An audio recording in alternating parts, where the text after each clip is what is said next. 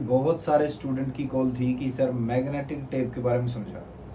तो पहली बात तो मैग्नेटिक टेप एक सीक्वेंशियल स्टोरेज है। सीक्वेंशियल का मतलब होता है लगातार जिसमें डेटा स्टोर होता हो और एक्सेस भी लगातार ही होता हो, यानी कि स्टोरेज होने का तरीका भी लगातार है। जैसे हम टेंट में अगर मान लीजिए खाने पीने का सामान रखें तो लगातार रखें, पहले पहली स्टॉल, फिर दूसरी स्टॉल, फिर तीसरी स्टॉल। और जब हम खाएं तब भी ऐसे ही खाएं सीक्वेंस में, पहले पहली स्टॉल से चीज़ें खाएंगे, फिर दूसरी स्टॉल से चीज़ें खाएंगे, फिर तीसरी स्टॉल से चीज़ें खाएंगे। ऐसा नहीं है कि एक भी स्टॉल आपने स्किप नहीं करनी है। तो वो सीक्वेंस में होता है। वो सारी चीज़ें जो सीक्वेंस में होती हैं, जो कहीं भी कोई चीज़ स्किप नहीं कर सकते आप, तो वो होता है सीक्वेंशियल एक्सेस।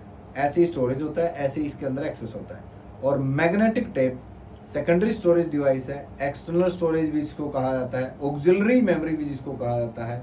मैग्नेटिक तो है ही ये, चुंबकीय तो है ही मेमोरी ये। और साथ के साथ मैग्नेटिक टेप के अंदर जो रील होती है, रील के अंदर हॉरिजॉन्टल ब्लॉक होते हैं इस तरीके से। उन हॉरिजॉन्टल ब्लॉक्स को ट्रैक या चैनल कहा जाता है। वो पहले 7 होते थे, 6+1 होते थे, एक पैरिटी बिट के लिए यूज होता है। इस तरीके से ब्लॉक होते हैं, उनको फ्रेम कहा जाता है, जो मैग्नेटिक टेप के अंदर होते हैं। जहां जहां से क्वेश्चन आते हैं, रो से क्वेश्चन आता है, रो हॉरिजॉन्टल ब्लॉक जो होता है उसे चैनल कहा जाता है, ट्रैक कहा जाता है।